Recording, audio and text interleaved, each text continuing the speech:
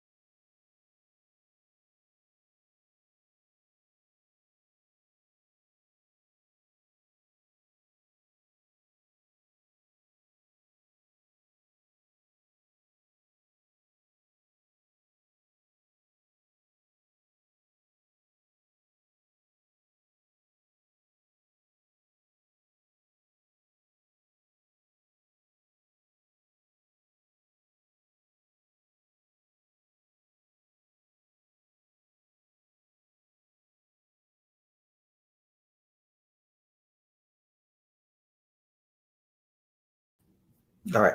So that was a little preemptive cat action, right, everyone?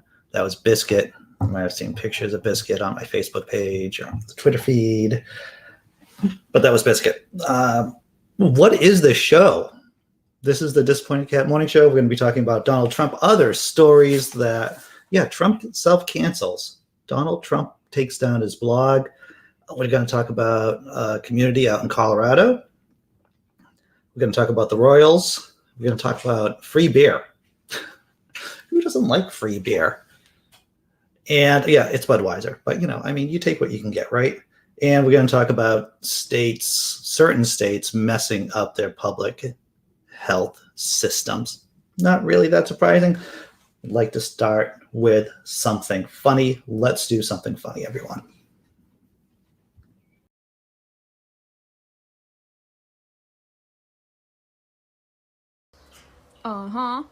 Boy, ik heb een fucking nette plek. Super lekker.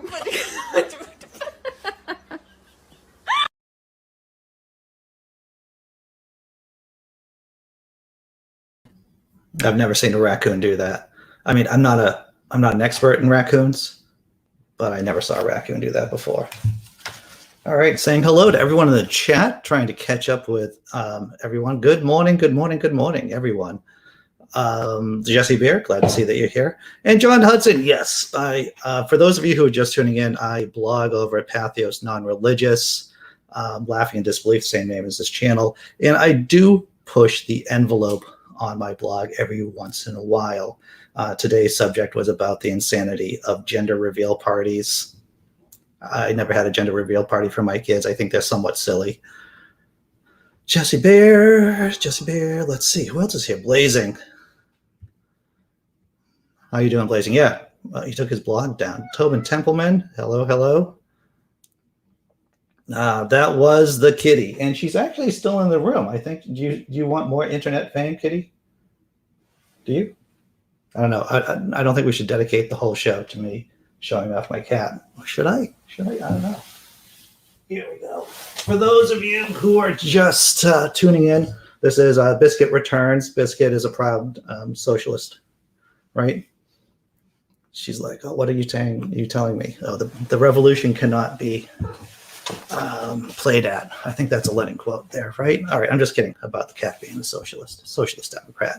All right, so lots of cat hair on me right now. You can't really see it with the camera. Lee, Jess, the girlfriend. Yes, the girlfriend. That is Biscuit. Biscuit usually bothers my girlfriend, but not today. Grant Farmer, I don't know if I can say hello to everyone and still be on track. Oh, there is Simply Secular Dave. Hello. Please hit the like button. See, Dave has gotten me trained so much. Simply Secular Dave from the West Coast has gotten me trained to the point that I'm now starting to remember all on my very own to ask people to hit the like button. Subscribe to, if you could. That would be wonderful. Thank you very much. All right. So I think I said hello to everyone possible. James Henry, Nicholas, hope you're doing well today, Nicholas. Jesse M. Oh, the Citizen Trump story, indeed. Jessi Bear. No more blog for Donald J. Trump for all the right reasons, too. For all the right reasons. Let's do a couple of memes. Before we jump into the news cycle, into the news stories. Celebrating LGBTQ, celebrating Pride Month, when God tries to punish your city for homosexuality, but gays use their magic shield to protect it. Sorry, Yahweh. You got to hit the highway. Bam. Sorry for the pun. Sorry, not sorry. Let's do the next one. This is something for all you Monty Python fans out there. Gonna tell my kids this was Game of Thrones. If you don't know this, George Harrison, one of the Beatles, had to finance the movie, or partially finance the movie, Monty Python and the Holy Grail, because the comedy troupe, lost funding for the movie. Little note, and here's the last meme before we get into serious business. Y'all need Godzilla. Big fan of Godzilla, too, to tell you the truth. I'm not going to lie to you. I'm a fan of Godzilla. Gonna check the chat one more time before heading forward. I don't know. I don't understand the algorithm in theory. If I can get enough subscribers, if I can get enough YouTube members and patrons, I'd like to do away with the ads altogether. What does that look like? I don't even ask for a lot. $10 an hour, maybe $10 an hour. That's actually under minimum wage. Whatever that turns out to be. I think if I could do that, then I would just get rid of all the ads. That's what I would do. Because I hate ads. I hate being complicit with the American capitalist system, to tell you the truth, in this way. All right, fixing my camera a little bit, because having the cat up here throws the camera off, throws me out of frame. Let's do the first story, everyone. First story: a would-be trans and queer haven in rural Colorado just wants to be left alone, but there are right-wing militias out there who just don't want to do that. If you've been following this story, or if you're in the community, you may already know about this group just trying to live their lives out in Colorado. Link to the story below, everyone, in the description. There's a 6-foot-tall fence going up around the Tenacious Unicorn Ranch. How awesome is that name? The Tenacious Unicorn Ranch in rural Custer County, Colorado. The people who live there say they need it because they've been the target of harassment since they relocated the trans-friendly ranch there in 2020. The perimeter fence will add security, yes, Biscuit, I hear you, to the ranch, which also has a newly installed security cameras. There's a tension on the property, so much so that co-owner Penny Logue and fellow owner Bonnie Nelson, both transgender women, carry pistols at all times. One wall of the communal geodesic dome ranch house is stocked with various assault weapons. The 40-acre property, apart from its status as a working sheep and alpaca ranch, also serves as a trans and queer haven southeast of the small mountain town of Westcliff. 9 people live on the site normally. Less than half of the planned occupancy long-term. Logue, I'm going to pronounce it Logue. Logue and Nelson hope to build a sustainable and scalable business, not only through selling their agricultural products, they also want to one day establish properties in multiple rural places where trans people can feel safe, welcome, and isolated from the discrimination they say they face in the traditional cisgender world. I think Biscuit's going to be here on a regular basis, to tell you the truth, everyone. She seems, there's more stuff going up here than down at the girlfriend's workspace, so. The Tenacious Unicorn Ranch has ignited a cultural flashpoint since relocating to deep red Custer County last year. A number of articles from regional and national news outlets have detailed allegations of the ranches facing severe online threats, multiple instances of local harassment, and even armed trespassing on the property itself.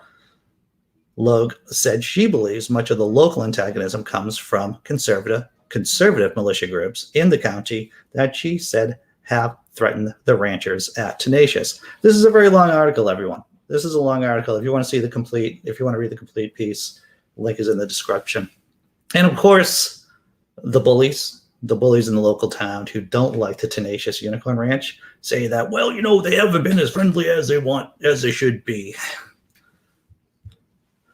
As for the assertion that their harassment claims are a fundraising ploy, Logue calls it a straw man argument. That's a classic abuser speak, is to be like, oh, well, the problem is not the abuse. It's what they went public.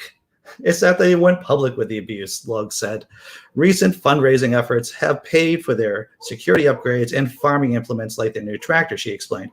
The ranch's goods and services have always brought in more income than its fundraising, Logue said. She thinks it's entirely appropriate to ask for online support to upgrade the ranch's facilities so members there feel more secure. And Logue said, it's the unicorn's right to shut their front gate and leave the world behind just like everyone else. Indeed it is. If you don't feel safe, and this is your choice, if this is what you want to do, go right ahead. And if people don't like it, that's too bad. And I'm not in favor of the NRA, of the National Riflemen's Association. I'm not in favor of gratuitous gun culture, but if anyone needed to own a gun to protect themselves, it's the people at the Tenacious Unicorn Ranch. It's just so fun just saying Tenacious Unicorn Ranch, right? It's almost as fun as saying Donald Trump canceled his blog. It's almost as fun as saying that, by the way. I'm going to check the chat before we go on to the next story. Rage. See, I don't even know the Rage is here. Thought that was my cat. Oh, my meow meow. Indeed, Brainbug. Meow meow. I hope you were here to see the cat. We had a live. Biscuit decided to join us 2 times this morning so far.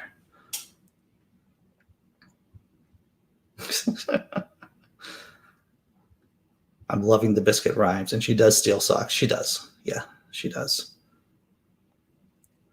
Let's see. I don't know if I said hello to Scott Duke. YouTube can still run ads even if you don't, Andy. All right. I might try to think of something else. I might just go to another. There has to be another platform. There has to be another way of doing this than Brand Farmer. I think I could embed. Hey, what's up, Rage? Hope you're doing well this morning. Dr. Osiris says, hey, Andy. Sorry, I completely missed you. I'm not on form today. That's okay, Dr. Osiris. That's Brainbug says Donald Trump still emails you, huh? Well, I heard. Okay, I'm getting ahead of myself with the next story, everyone. I just want to check the chat before going into the blogging story, the Brainbug canceling his blog. All right. So let's do this next one. Trump reportedly deleted his blog because he was upset people were mocking it, and it had such a small audience. Single tear. He was upset people were mocking it. That's a shame, everyone. Donald Trump was upset because his blog had very little engagement. That's code for that it sucked and was widely mocked by the public. C.1, that it sucked. An advisor to the former president told the Washington Post. The individual spoke on the condition of anonymity to candidly discuss Trump's plans, the Post said. Wednesday's revelation comes after the senior Trump aide Jason Miller told CNBC that Trump had permanently shut down his blog, which was launched on May 5th. It was a very short-lived blog. The former president largely used his blog called From the Desk of Donald J. Trump, as he used Twitter, blasting out short, strongly worded statements praising those who were loyal to him, attacking Republicans who he felt betrayed him, and spreading lies about the 2020 election and post-election audits. So in other words, it was like listening to your crazy racist uncle or grandfather just spouting off. That was what he was doing on his blog. Just being Donald J. Trump, to tell you the truth. Trump announced plans to launch a new platform after he was banned from mainstream social media following the deadly Capitol insurrection on January 6th. His team billed the site as a social media giant that would rival the likes of Twitter and Facebook. I do think we're going to see President Trump returning to social media in probably about 2 or 3 months here on his new platform, Miller said on Fox News Media Buzz in March. This is something that I think will be the hottest ticket in social media. Who uses that word? The hottest ticket. It's like the old time. You got to use your old timey Spanish flu voice. It's going to be the hottest ticket in social media.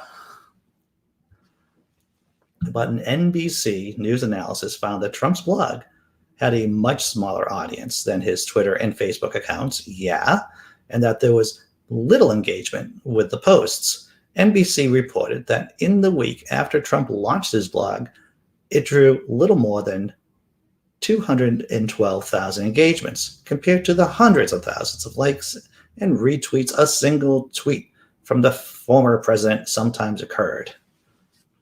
Miller on Wednesday told CNBC that the blog will not be returning and added, it was just an auxiliary to the broader efforts that we have and are working on. So let's see. To tell you the truth, 212 as a blogger and as a person who I know bloggers. 212,000 engagements or hits on your blog for a week. That's not bad. That's not bad at all. But for Donald J. Trump and his ego, that is not sufficient, everyone. So he has self-canceled. He has self-canceled. It's something to celebrate, something to feel good about. And just another failure of Donald J. Trump. At least he didn't run a, well, it's just another business he ran down the gutter, right? It's just another business he destroyed. Unlike the casino, unlike his other ventures, he got to destroy a crappy blog that he made. Let's see. Jessi Bear says, Trump, the man-child who has mocked a person for disabilities on stage, got his fees hurt. Poor baby Trump. You know, I can, sure, Dr. Osiris, you want to show your Twitch channel? Yeah, go feel free. Jessi Bear, you know, it's these people, it's the bullies, right? Bullies in general have glass jaws. If you've ever stood up to a bully, either rhetorically or physically, most bullies don't like getting their feelings hurt, don't like getting mocked, and don't like getting hit. Donald J. Trump is the archetypal bully picking on someone with a disability. That should, of all the things that should have lost him an audience, that cost him the nomination, that one thing should have been it right there. And to tell you the truth, that's my go-to. That's one of my go-tos with Donald J. Trump. It's like he made fun of someone with a disability, specifically because he has the disability. You know, what are you teaching your kids? What kind of example are you doing? What kind of example for your children and for your community are you demonstrating? You know, it's sad. And it's disgusting, to tell you the truth. Checking out the rest of the comments. Yeah, bye-bye, Trump. Boo-hoo, boo-hoo. You know, the good thing about this, as the midterm elections get closer and closer, if Trump doesn't do well, if Trump candidates don't do well in the midterm elections, then there's a less of a likelihood of him running for president in 2024.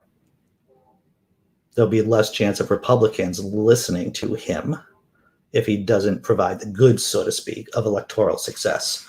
So we can only hope and work that his candidates do not get into office in the midterm elections. Let's see. Well, that's right, Tesla Ranger. The best thing you can do is belly laugh at bullies. That's right. I can't stream because of an enlarged prostate. I see what you did there, sir. I see what you did, John Hudson. Hey, I should let you all know, too, is that I have to go to work earlier today. Thursdays are a early work day for me. So we are still doing the after party after show today, but I can only do it for a half an hour. So that's going to be from 10 to 10:30. So 10 to 10:30 is going to be the after party after show. The link is in the description. So it's an open room. If you just want to talk, and we talk about everything, to tell you the truth, everyone. We talk about a wide variety of topics. I should also mention right now that Monica Miller, who is, and I mentioned this yesterday on the after party after show, Monica Miller, who is the chief counsel for the American Humanist Association, AHA. She is coming on the channel. I'm going to be talking to her. It won't be live, but it's going to be a recorded video. And I'm doing that next Wednesday. I'll be dropping it sometime next week. I'm quite excited about talking to her, to tell you the truth, and talk about the good work she does as head counsel over at the American Humanist Association. Sammy Jenkins. Man, Sammy, I got to tell you, brother, every once in a while, I just keep seeing these stories about the mouse infestation in Australia. I think today's article I was looking at was the quote was, mice are eating through the door to get into the house. It sounds terrifying, to tell you the truth. All right. So let's do this thing. Let's do, are we doing halftime show? It isn't too early for halftime show, so I'm blowing through the stories today. So I'm going to do halftime story. Oh, no. Yep.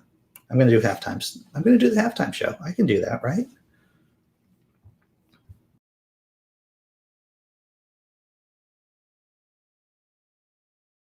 At my super fundamentalist Christian church, we had our own language. Like the word charismatic didn't mean charming. It meant how high is the level of crazy at a church, like speaking in tongues. And if we agreed with someone's theology, we would say they were right on, or if we didn't, they were not right on. And if you were falling away from God, we would say you're backsliding or backslidden. And I don't even think that's a word. We just made it up. So to put it all together, you'd be like, hey, Roger is from that really charismatic church. Is he right on? And you'd say, yeah, they are very charismatic, but he's pretty right on. However, I saw Janet at the mall, and she was buying secular music, so I think that maybe Janet is backslidden.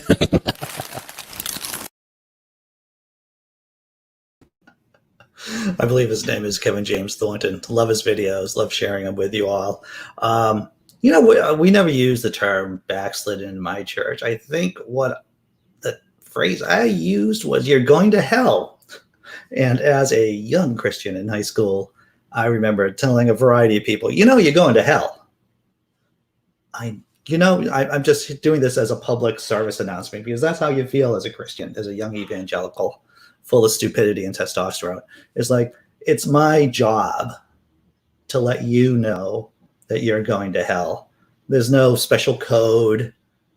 There's no reading between the lines. You are going to hell. And you know what? I'm going to tell you why you're going to hell right now. So yeah, and check out the chat before we go on. Oh, Sammy, being worldly was our lingo. Sure, there was a lot of different lingo, right? Being of man's world. But I always just cut it right to the point. You're going to hell. Well, Dr. Mordecai, this is a good question. You could think of, if Judaism is just a type of fan fiction of the different Canaanite religions and Zoroastrianism, then you could say that Christianity is like a fan fiction of Judaism. Islam is also another form of fan fiction of Judaism. Yeah, I would say that the Christians could be considered to be backsliding Jews. Sure, we'll go with that. That's one definition, right? I've met people who say they're on fire at church. Apparently a good thing. Seemed backwards to me too. Oh, yeah. You gotta be on fire for the Lord. You just can't be on fire. You can just do some kind of, you can just be Richard Pryor then. Just setting yourself literally on fire. And if you don't know that story about Richard Pryor, it is, wow. But yeah, you got to be on fire for the Lord. Blazing, going all out with the caps. You will burn forever in the pits of hell where demons will, I'm going to try to say this in iambic pentameter, everyone. You will burn forever in the pits of hell where demons will tickle your toes and bite them off, wrap you in really hot towels and rub you too hard. That sounds like a lot of chafing. What did I miss? Oh, B, you missed so much. I'm sorry I missed your stream last night too. I've been working this job.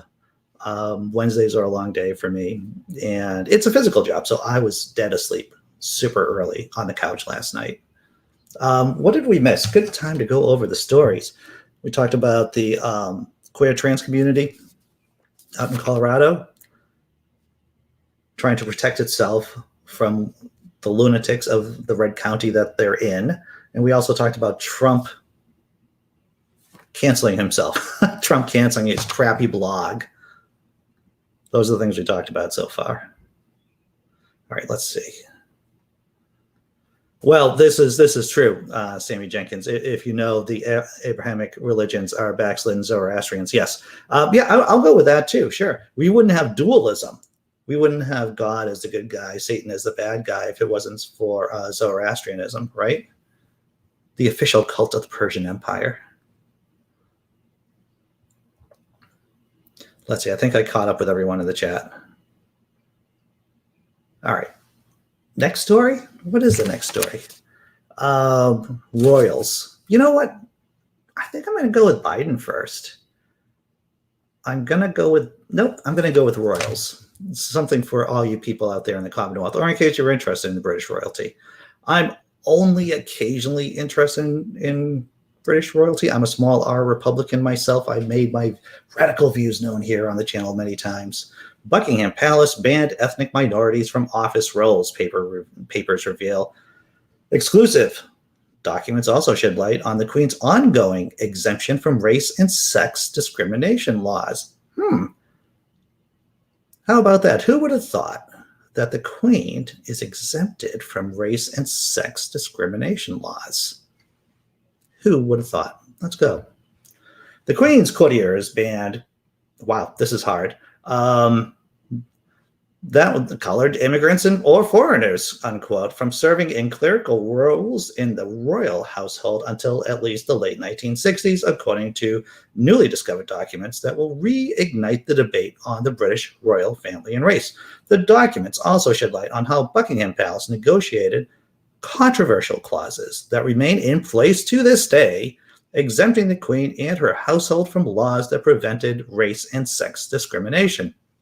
The papers were discovered at the National Archives as part of the Guardian's ongoing investigation into the royal family's use of arcane parliamentary procedure known as the Queen's consent to secretly influence the content of British laws. They reveal in how 1968, the Queen's chief financial manager informed civil servants that, quote, it was not in fact the practice to appoint, there's that word again, colored immigrants or foreigners, unquote, to clerical roles in the royal household, although they were permitted to work as domestic servants. It is unclear when the practice ended. Buckingham Palace refused to answer questions about the ban and when it was revoked. It said its records showed people from ethnic minority backgrounds being employed in the 1990s. It added that before that decade, it did not keep records on the racial background of employees. And it turns out, you get the impression, I don't know if you were able to read between the lines, that they don't have to tell you either. Not only will they not tell you, but they don't have to tell you. And we've seen many institutions, everyone, on this channel about institutions that do not have to go public with their information, right? We talk about the Catholic Church. We talk about many police departments holding information, American, large companies, oil companies. These type of organizations are not transparent in their record keeping, and that creates problems. Or sharing information. The Queen's consent. Some of the documents uncovered by the Guardian's release relate to the use of Queen's consent, an obscure parliamentary mechanism through which the monarch grants Parliament permission to debate laws that affect her and her private interests. Buckingham Palace says the process is a mere formality, despite compelling evidence that the Queen has repeatedly used the power to secretly lobby ministers to amend legislation she does not like. The newly discovered documents reveal how the Queen's consent procedure was used to secretly influence the formation of the draft race relations legislation. In 1968, the then Home Secretary James Callaghan and civil servants at the Home Office appear to have believed that they should not request Queen's consent for Parliament to debate the race relations bill until her advisors were satisfied it could not be enforced against her in the courts. At that time, Callaghan wanted to expand the UK's racial discrimination laws, which only prohibited discrimination in public places, so that they also prevented racism in employment or services such as housing. The exemption was extended to the present day when in 2010, the Equality Act replaced the 1976 Racial Relations Act, the 1975 Sex Discrimination Act, and the 1970 Equal Pay Act. For many years, critics have regularly pointed out that the royal household employed few Black, Asian, or minority ethnic people.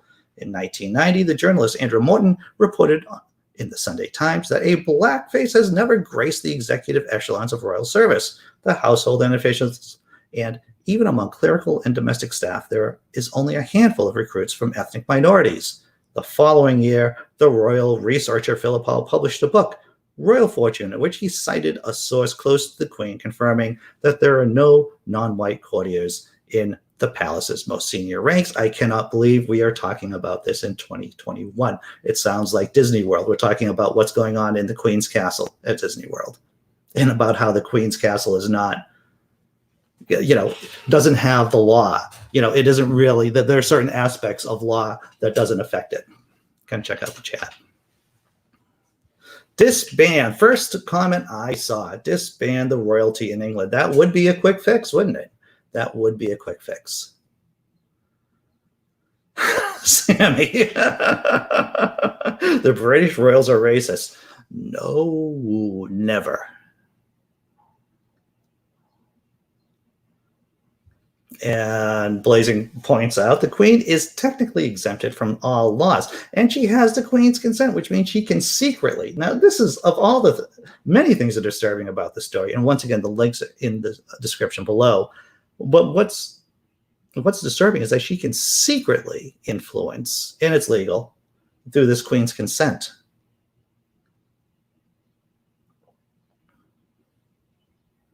All right. Catching up with the chat, everyone. Screw the monarchy. Yeah, all right. I'm there with you on that. Well, has the royal ever graced blackened face? I do not know. I am not an expert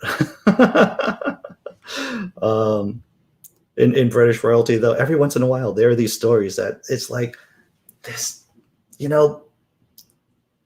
the monarchy, it doesn't seem to be this benign tumor, because that's what I think a lot of people here in the States think of monarchs in, royalty in Britain, is that, well, at least they're not doing anything bad, right? At least they're not doing anything bad. But is that so? Is that so? They're not a benign tumor. No, on the body politic there. No.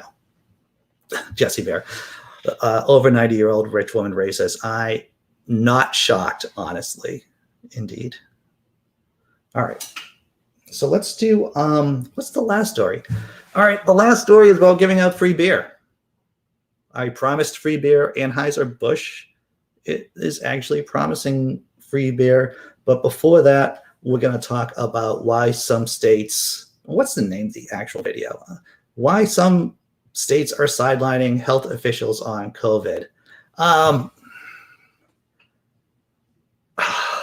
It's been a story that we've been covering here since COVID started. Republicans, anti-vaxxers, just getting in the way of the rest of us. And this quick video, we're going to show just another example of this.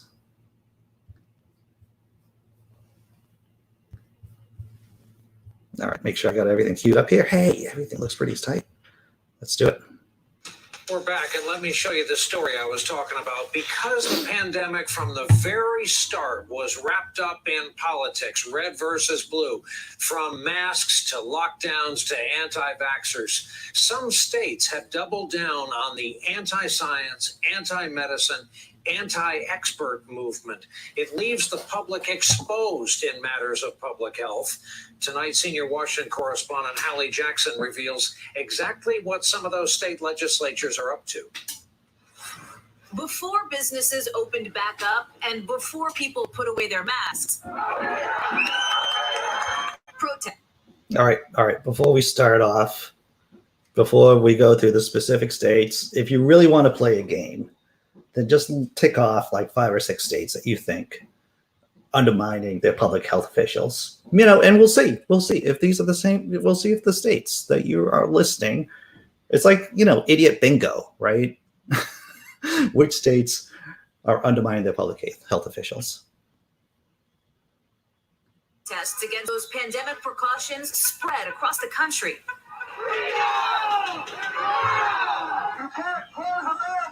Now, that backlash against what some saw as overreach seeming to spur a new movement. At least 14 states have introduced or passed bills that would limit the power of state officials in the next public health crisis, according to a new report by a coalition of health leaders. In North Dakota, that's a ban on mask mandates. In Kansas, a new law would prevent the governor from shutting down schools. And in Ohio, the legislature could overturn any order issued by the governor or state health department in a public health emergency. State Senator Rob McCauley co-sponsored it. This was aimed at putting in place checks and balances in response to an unprecedented set of circumstances and an unprecedented use of executive power at the state level. But at Wolf's Ridge Brewing in Columbus, Bob Suter, who struggled to keep his business open during the COVID crisis, wants public health decisions in the hands of the experts, not politicians. It's scary to be in Ohio and think that if this does happen again, our legislative body is going to be the ones that decide, essentially what we do to keep each other safe. And I think it's a bad idea. Other opponents of these laws describe them as downright dangerous. We don't want to risk anybody unnecessarily being hospitalized or worse yet, dying when we could have prevented that from happening through some simple mitigation public health measures. So that was Hallie Jackson. Our thanks for that report. Dr. Nahid Badilia remains with us. Doctor, is this where we are now, that we'd rather, take a chance on death and quiet down those overeducated public health types? Right. My real concern is that, when you face these types of emergencies, and we now live in the age of epidemics from novel pathogens, we're learning about how they're jumping from animals into humans, and that's happening at an increasing rate. You have a new disease, and what's happening, and the challenge with these is that you learn about the disease as you respond to them. And so you need somebody, nobody bats 100% because you're making public policy in the setting of changing science. And you want somebody who has prior experience and background in dealing with this. My concern is with these laws is that they're saying that they're putting in checks and balances. I see that as actually getting rid of checks and balances, because there are periods of times where political expediency, it does not match what is required from a public health perspective. And we also live in an age of disinformation. And so I'm concerned about what's going to happen when that next outbreak or epidemic shows up on our shores. You want to play a little bit of Jeopardy? My girlfriend and I watched a little bit of Jeopardy last night. I did pretty well. Final Jeopardy question was pretty easy, but that's besides the point. So the question, we're going to play Jeopardy. The answer is white people without college degrees. Once again, white people without college degrees. That's the question. Well, that's the answer, actually. The answer is white people without college degrees. And what is the question? The question is, what's the problem with Ohio? Yes, everyone. The problem with Ohio is white people without college degrees, and that's why it's becoming Republican. That's why it is a Republican state. That's why it's no longer a swing state in presidential elections. It is because there aren't enough white people with college degrees. All right. Geez, that was the video, and now let's talk about beer.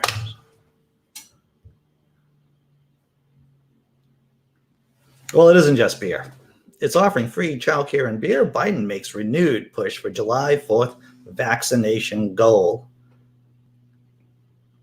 There are many ways of getting people to get vaccinated. There are a lot of incentives. I was just talking the other day. I was just talking to the girlfriend. It's like, why don't we just have like celebrities, like The Rock, right? Dwayne Johnson. Just go out and just pay him whatever is required. Just have him take a tour of these anti-vaxxer states and just take a selfie with The Rock, or even just have a lottery of just having, just a Rock appearance and just have people get vaccinated there. One shot, Johnson & Johnson, of course, because people, they might be able to get convinced to get one shot, probably not two shots. But I think celebrities could be the answer. Free beer will help, don't get me wrong. Childcare, maybe not. But sending, and this is the plan, by the way, sending Kamala Harris, her husband, and the first lady down to southern states. That's the plan. That's part of the plan. to rally support for vaccination. I don't think those are the people you need to be sending down. But I'm getting ahead of the story once again. Washington, with just a month left for the White House to reach its goal of having 70% of Americans either fully or partially vaccinated by the July 4th holiday, President Biden announced new measures to galvanize the nationwide inoculation effort. June will be a national month of action, the president said, with some pharmacies remaining open all night on Fridays to administer shots in child care centers, waiving fees for parents going for their vaccinations. America is heading into a summer dramatically different from last year's summer, Biden said on Wednesday. Last summer, then President Donald Trump and his allies, man, was that only a year ago? It seems like a million years ago. Last summer, then President Donald Trump and his allies sought to declare the pandemic over. Despite a June lull in some parts of the country, infection rates rose rapidly in states like Florida, Texas, and Georgia. Younger people, who are generally less vulnerable to the coronavirus but can still transmit it to others, have been less eager to get vaccinated than older Americans. In an effort to promote vaccination, beer-making giant Anheuser-Busch declared on Wednesday morning that it would buy free beer for Americans of legal drinking age if Biden's goal for Independence Day were met. Anheuser-Busch's website appears to have crashed in the wake of the announcement.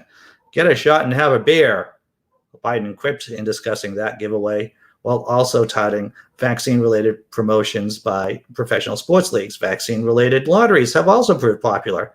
The president singled out Ohio, where 22-year-old Abigail Bagensky became a millionaire through the state's Vax a Million contest. I cannot get enough of saying Vax a Million. I think that's hilarious.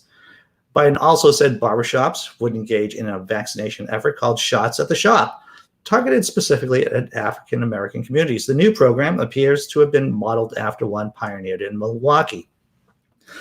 In the last video, the doctor was talking about how public health officials have to make decisions when all the data isn't clear during a pandemic, right? And we've talked about this before. It's the fog of war. You cannot see things well, and so you take the evidence that you have, and then you make the best decisions based on that. And this is excellent in the fact that it was working in Milwaukee, this Shots at the Shop program at barbershops in Milwaukee, and that President Biden has decided to go with that. In addition, Vice President Kamala Harris will lead a We Can Do This vaccination tour through the Midwest and South, where vaccination gaps have been significant. She will also be accompanied by her husband, second gentleman, Doug Emhoff, and by First Lady Jill Biden. The only thing that's going to do is get them an increased chance of getting shot.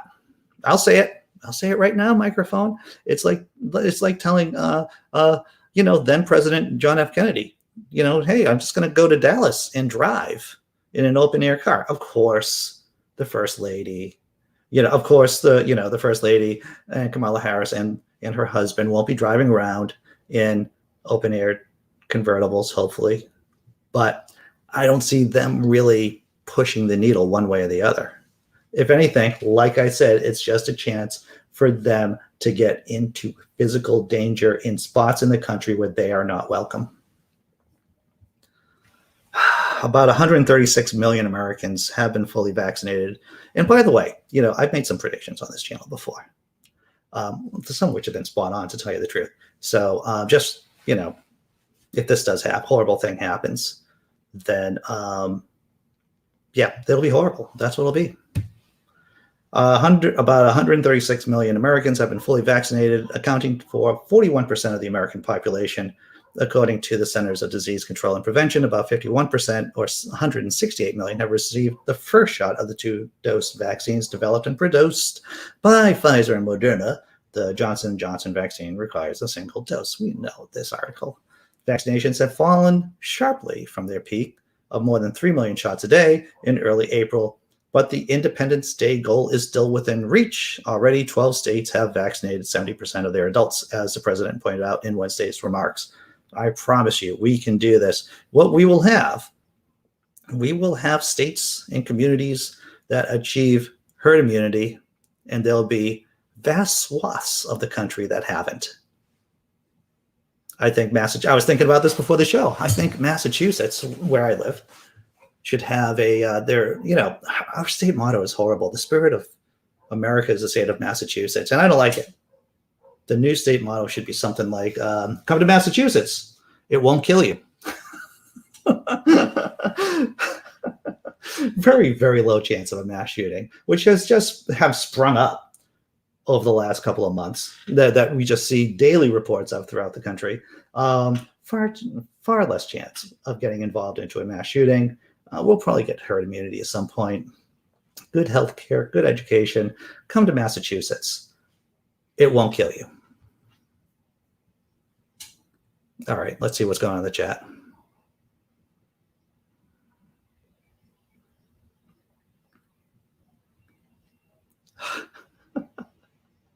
Don't get me going about Joe Rogan. Who is Joe Rogan? White people without college, indeed. That's his fan base right there. That's his fan base right there. Joe is sending us beer. Well, I suppose that we'll be getting, I'm not a Budweiser fan myself. I don't think that's a surprise. But if we reach the goal, there'll be free beer. Medical science being political is still so confusing to me. Smart people, it's, and I understand that, Jessi Bear. It's acceptance, I think. It's just acceptance. It's just how irregardless is in the dictionary now, right? It may not make any sense, but it's just a data point, and you gotta it's difficulty wrapping your mind around it, but it's a data point. That's what it is. Come to mass, but only if you're vaxxed. Yeah, we could just build a wall. Whatever wall Canada is building to keep, people from the United States of America out. They're not really, but it would be, I'm sure it's been floated. Then maybe we should do that in mass, or at least for New England.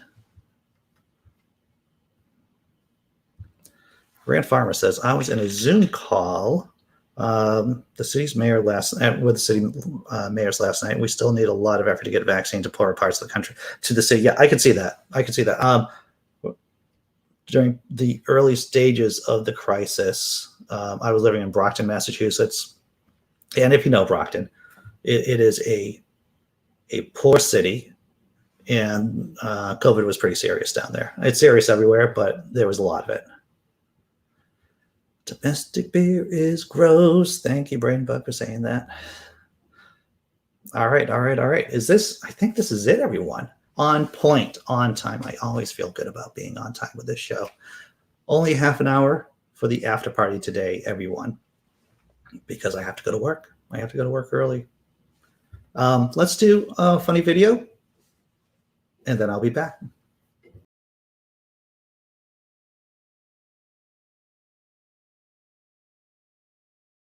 The feet and the floof, the belly floof, and the little boy's paused in the sleepy face. He has a sleepy face, sleep.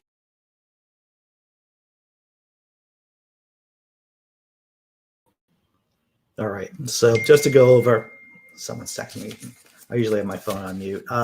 Just to go over the stories we did today. Wrong cheat sheet. Community out in Colorado, building walls to keep bigots out. The Trump blog canceled. Woohoo! Trump self-cancels. The Royals, problem with the Royals. Racist problems with the Royals.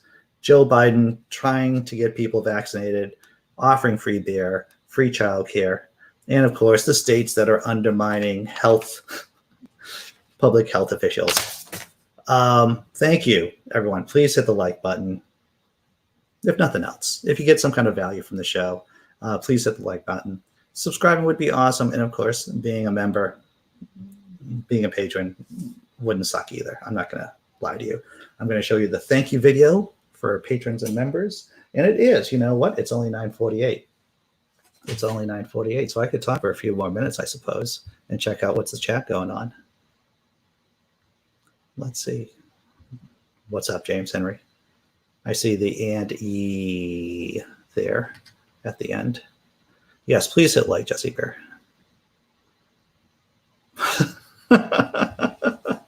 More cat bell. The cat's not here. I think she's down with a girlfriend right now. Let's see.